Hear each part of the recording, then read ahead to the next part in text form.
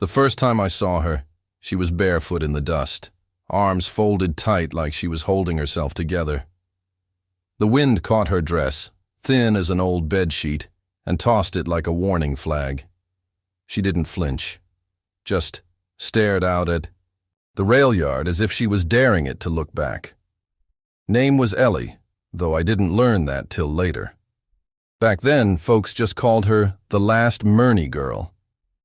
I'd been patching fences out by Dead Mule Creek, sleeping rough with a saddle for a pillow and a can of beans for supper.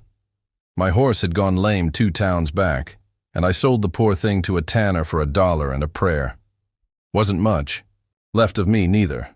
Just a name, a dented tin cup, and a bad habit of showing up where I wasn't needed. Town was Whisper Ridge, though there wasn't much whispering to it.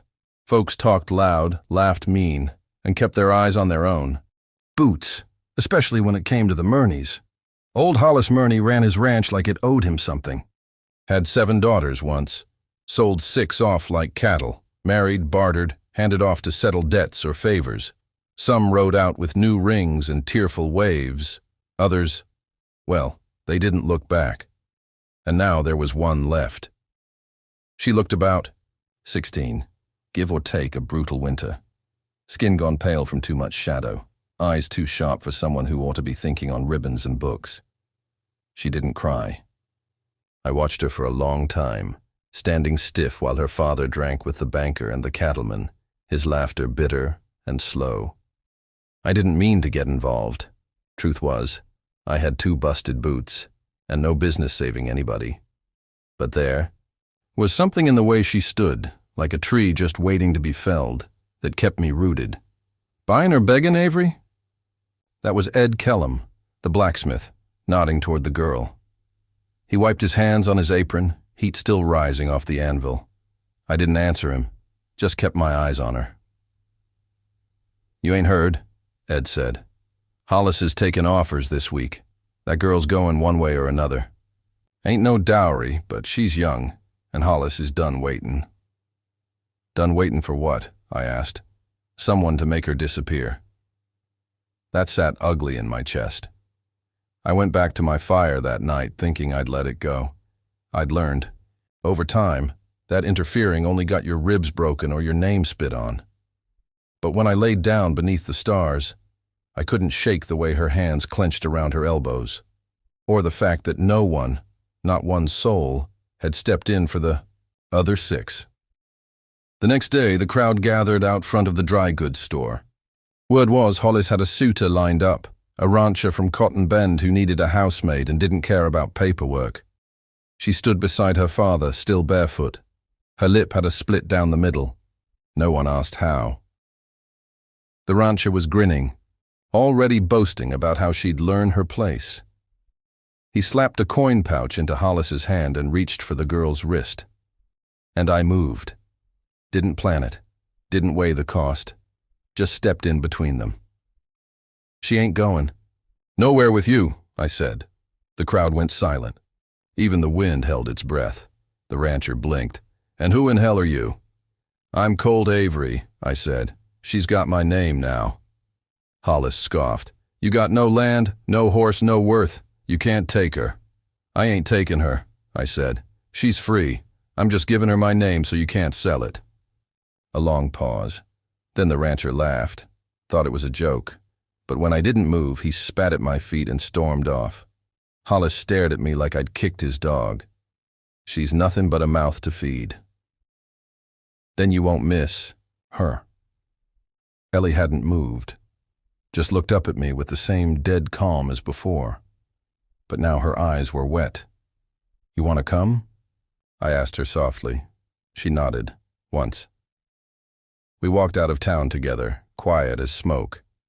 I had no plan, no shelter worth calling home, and not even enough food for the both of us. But she followed anyway. That night, we sat under the stars. Same, as always. I made a fire from scraps and brewed the last of my coffee, watered down to nothing. She didn't speak for a long time. Finally, she whispered, "Why'd you do it?" I stirred the embers, thinking, "Because you looked like you were about to disappear." and I got too many ghosts already. She didn't answer, but she shifted, closer, and that was enough for one night. Because sometimes you don't need to know the end of the road, just that somebody's willing to walk it with you. Ellie didn't speak much the first week, not unless she had to. When she did, it was in a voice like torn silk, low, uncertain, but never weak. She'd grown used to silence, I reckon. Wore it like a second skin. We camped by the creek that curled behind the churchyard, just out of sight from town. My canvas tarp made a lean-to against an old cottonwood, and I gave her the dry side. She folded her hands in her lap at night and stared into the fire like it owed her answers. I didn't ask questions. I just kept the fire going and gave her half of everything, my beans, my coffee, even the coat off my back when the frost came early. She never complained, never asked for more. But one morning, I caught her slipping her share of the bread back onto my tin plate while she thought I was sleeping. That was the day I knew. She didn't see herself as someone worth feeding. Walked together into town for work. I picked up a fence-mending job for an old widow on the North Ridge. Ellie followed me there like a shadow, never straying, never asking what came next. She held the nails in her palm like they were marbles and studied everything I did, hands folded behind her back like a schoolgirl. "You ever used a hammer?" I asked. She blinked. "No." I showed her once. She got the hang of it like it was breathing. The widow paid us in eggs and cornbread. Ellie held the basket tight the whole way back, her steps careful on the gravel road. That night she finally asked, "Are you going to sell me?" I didn't answer right away. My hands were too tight around the kettle. "No," I said finally. "I gave you my name so nobody could. But it don't mean anything. It means I'll stand between you and anyone who thinks you've got a price." She was quiet for a long while. Then she whispered, "I don't know how to be anything else." I looked up from the fire. Then start small. Try being warm. Try being safe. She nodded, almost like a flinch. Then she curled up beneath my old coat and let herself sleep without her shoes on. The next day, I gave her a knife. Not a big one, just a blade for cutting kindling or gutting fish. She turned it over in her hands like it was too heavy for its size. "If somebody touches you wrong," I said, "you use that. Don't ask, don't wait." She didn't ask why I thought she'd need it. She just nodded and tucked it into her boot. I didn't know what it meant to be a father. My own died drunk under a wagon wheel when I was 9, and I'd spent most of my life answering to no one. But I knew how to listen. And I knew that whatever Ellie needed, it wasn't sermons or pity. One evening, after 2 weeks of work and little sleep, I came back from town to find her washing the tin plates in the creek. She'd cut her hand on something, thin red line across her palm. She wrapped it herself with a strip of cloth and didn't say a word about it. "You should have told me," I said, kneeling beside her. "It wasn't deep." "That ain't the point." She blinked at me, lips pressed tight. It didn't feel like mine to complain about. I didn't know whether to weep or scream, so I just sat beside her and let the silence hold us both. It wasn't long after that the preacher came looking. Word had traveled, like it always does in small towns. A girl disappears from her father's porch and shows up under a broke man's tarp. Folks start talking. The preacher wasn't cruel, just cautious. He stood with his hat in hand and asked polite, pointed questions. "Is she safe with you, Mr. Avery?" "She's safer than she's ever been." He looked at Ellie, who stood beside me with her chin high. "You two kin?" he asked. I looked to her. "We can be if she wants." Ellie didn't hesitate. "I'm not going back." The preacher studied her, then me. "A name don't make it legal, just so you understand." "I ain't worried about legal," I said. I'm worried about Wright. He gave a slow nod and walked away. Never came back. After that, things settled. Not into comfort exactly, but into routine. She'd wake before dawn, light the fire, boil water. I'd check our traps, sometimes come back with a rabbit or squirrel. She'd skin them without flinching. Said she learned young. Older sisters taught her before they were gone. She never spoke of them by name. I never asked. One night, near the end of the 3rd week, she sat staring into the fire and said, "I used to pray to be invisible. It was the only way to stay." I looked at her face, the way the flames caught the slope of her cheekbones, the silver scar just beneath her left eye. "You ain't invisible now," I said, "and you don't have to stay where you ain't wanted." She didn't answer. But she reached out, hesitated, then rested her hand on my sleeve. That was the first time she touched me without fear. The fire crackled between us, and the stars hung low like they were listening. Tomorrow we'd walk to the abandoned shack near the creek bend, start clearing it out, patching holes, making it ours. But for tonight, she'd taken one step toward becoming someone new. And I knew then, whatever name I'd given her, it was her choice to carry it, or not. But she hadn't let go, not yet. The shack was nothing more than leaning boards and a caved-in roof when we found it. Someone had built it quick and cheap long ago, maybe a trapper or a drifter who moved on before winter closed in. But it had 4 walls, a chimney that only leaned a little, and a window just big enough to see the sunrise if you stood in the right spot. Ellie walked through the threshold like she was entering a memory. She didn't say a word, just ran her hand along the cracked door frame. I watched her eyes move, calculating the space, not for beauty, but for safety. "We'll make it work," I said. "We always do," she murmured. That became our place. We hauled riverstones to rebuild the hearth, gathered branches for the roof, patched holes with burlap sacks and borrowed nails. I traded labor for scraps at the mill, and Ellie used an old coffee tin to catch rainwater off the eaves. She moved quieter now, but not like before. Not to disappear. More like a creature learning the land was finally her own. We didn't speak of the past, but sometimes late at night she'd whisper things in the dark, memories dropped like stones, into the quiet, without shape or warning. My sister Ada once braided my hair before supper, told me I had a queen's crown. Eli Granger used to bring apples in his coat pocket, said I was too thin. I used to hum so they wouldn't hear me cry. Each sentence cut like frost, but I never stopped her. I let her say what she needed, and sometimes I'd answer with nothing but the scrape of a log on the fire. One day in late autumn, we found an old mare wandering the southern fence line. Her leg had a bad gash, and she limped slow and careful, like she'd been walking a long time without a name. Ellie knelt in the dirt beside her, hands gentle as wind, and whispered, "I know how that feels." We cleaned the wound, wrapped it with strips from one of my old shirts, and named her Mags. Ellie brushed her every morning, even when her own hands blistered raw. "She stays," she told me firmly. "She don't get sold." I just nodded. We were building something. The two of us, slow and brittle, but real. The kind of life that doesn't shout, but hums low and steady beneath your ribs.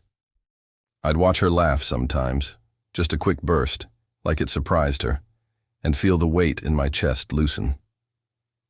But good things don't stay untouched in places like ours. One morning I rode into town alone to fetch supplies, flour, oil, maybe a spool of thread for Ellie's mending. When I returned, her boots were by the door, her shawl was gone, and the fire was out. I called her name once, then again. No answer. I checked the trail, the creek, even the grove where she liked to sit when she needed stillness. Nothing. Then I saw the tracks. 2 sets, hers, and another, heavier, deep heel drag. I followed them fast as I could, heart thundering like hooves in my chest. They led me to the hill behind the far pasture, where the grass grew tall and the wind never stopped. And there she was, on her knees, arms pulled tight by the man who'd stolen everything from her once. Hollis Murney. He looked smaller now, like life had gnawed at his bones, but his grip on her was still mean, still full of ownership. "She's mine," he growled when he saw me. "Always was." "No," Ellie said through gritted teeth. "I never was. I didn't draw my knife, didn't reach for the old revolver strapped to my saddle. I just stepped forward." "You sold your soul the day you gave away your first child," I said. "You don't own what you left to rot." He stood, dragging Ellie with him. She didn't scream, just braced her feet, digging in like she was done with running. "You gonna stop me, Avery? You got nothing, not even a deed." "You're right," I said, "but she's got something now, choice." And before I could move, Ellie did. Quick as Mags when she startles, she spun her elbow into Hollis's gut and slipped free. Her blade flashed in her hand, a small one but sure. He staggered, more from surprise than pain, clutching his ribs like he'd swallowed stone. She stood between us now, shoulders squared. "I gave him my word," she said. "You gave me nothing but fear." Hollis looked at her, really looked, and for the first time I saw something in his eyes crack. Not regret, not guilt, just the slow crawl of being irrelevant. He turned, muttered something low, and stumbled down the hill alone. Ellie didn't cry. She didn't speak.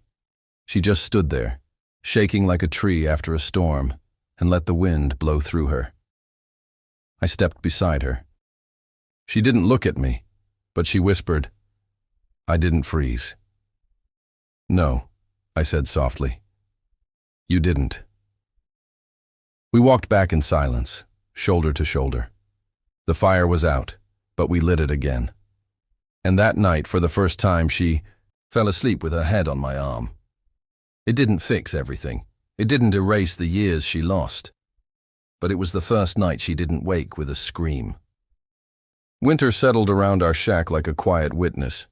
Soft snow muffling every step, smoke from the chimney curling slow into the pale sky.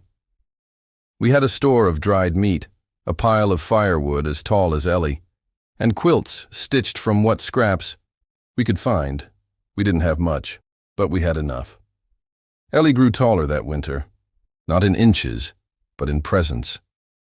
The way she moved about the place, brushing Mags before the frost set in, sealing cracks in the wood walls with thick paste she made herself. She stopped asking if she was a burden, stopped waiting to be taken. One morning I found her standing by the window, the old shawl wrapped around her shoulders. She turned to me and said, "When spring comes, I want to go into town, with you, just to be seen." It hit me harder than I expected, not because she was asking for anything difficult, but because she was asking to be known. We went when the thaw began. Mud clung to our boots, and Mags followed slow behind, ribs thicker now from Ellie's care. We walked side by side down the main street. Folks turned, some whispered, others nodded polite-like. Ellie didn't flinch. She didn't drop her eyes. She held her chin high and her shoulders level. At the feed store, I was counting coins when Ellie reached for a tin of ribbon, pale blue like a sky after storm. She turned it over in her fingers, not asking, just imagining. "You want it?" I asked. She hesitated, then nodded. "For Sundays, maybe." We bought it. We built a rhythm, days spent chopping, mending, planting, nights curled near the fire, reading by lantern or humming tunes I half remembered from my childhood. I started calling her Kid, and she didn't mind. Started calling me Pa sometimes, soft and careful like testing water that used to burn. I never corrected her. But there were still nights she woke in a sweat. Still moments where she'd flinch at shadows. And I knew. He might be gone. But the scars stayed. One such night, I found her standing barefoot in the snow outside the door, arms wrapped around herself. "Why are you out here, Elle?" She stared at the stars like they were spelling something. She couldn't read. "I had a dream I was back on the porch," she said. "Only this time, nobody came." I stepped closer, draped my coat over her. "You don't live there anymore." "I know," she whispered, "but sometimes my bones forget." I didn't have the words to undo years of harm, but I had arms that held steady, and in time, that counted for more than sermons. Come spring, we found a lost boy near the creek. Barely 7, rail thin, with soot-smudged cheeks and no name he'd speak aloud. Ellie sat with him for hours, whispering nothing and everything. When he finally said, "I don't want to go back," she nodded like she knew. And she did. We took him in for a few days. I taught him how to tie knots and make tea. Ellie showed him how to braid straw into figures. When a woman from the next county came asking, his aunt from the look of her, we gave him up. But not without a blanket and a small carved horse. Ellie had made herself. "You did good," I told her afterward. Her eyes were wet, but she smiled. I just gave him what I used to need. One morning in early summer, she brought me a paper, folded, worn at the edges. "It's the form," she said, "to make it legal, the name." I read it slowly. Her handwriting was small and careful. She'd written Eleanor Avery at the top, like it already belonged to her. "I'd like to keep it," she said. For real. I couldn't speak for a moment, just nodded and reached for the pen. We rode into town the next week, dressed in our best. I wore a borrowed tie. Ellie wore the blue ribbon. The clerk asked a few questions, stamped a few pages, and handed over the paper like it wasn't the most sacred thing I'd ever held. On the ride home, she leaned against me in the saddle, quiet and steady. "You know," she said softly, "I used to think names were chains."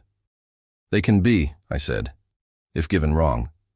She nodded, "But I chose this one." And that made all the difference. That evening, back at the shack, we carved her name into the beam above the hearth, beside mine. Eleanor Avery. We didn't make a big thing of it. No toasts, no speeches, just a fire, a stew, and a roof patched. With care. But something in the air had changed. She was no longer a girl waiting to be taken or lost. She was someone who'd found ground firm enough to stand on. And I had nothing to give but time and warmth and a name I once thought didn't matter. Turns out it was all she ever needed.